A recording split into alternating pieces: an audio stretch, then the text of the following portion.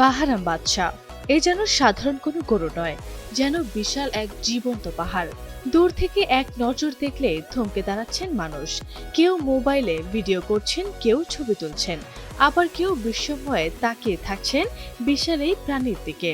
কোরবানির ঈদকে ঘিরে পাবনার চাটমোহরে আলোচনার কেন্দ্রবিন্দুতে এই রাজকীয় গরুটি।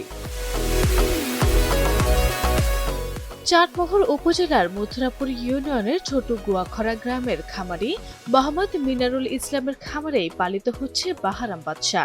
প্রায় 1 বছর আগে 2,90,000 টাকায় কিনেছিলেন গরুটিকে। তখন ওজন ছিল আনুমানিক 22 থেকে 24 মণ। কিন্তু 1 বছরের যত্ন, পরিচর্যা আর পুষ্টিকর খাবারে এখন সেই গরুর ওজন দাঁড়িয়েছে প্রায় 40 মণে।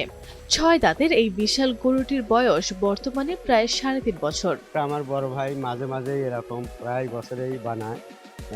এর আগেও একটা বানাইছিল, টাইগার নাম ছিল। প্রতি বছরের ন্যায় এবারও বানাইছে, খুব যত্ন সহকারে এটা করে এবং তা সে শুধু শখের শখের জন্য এটা করে।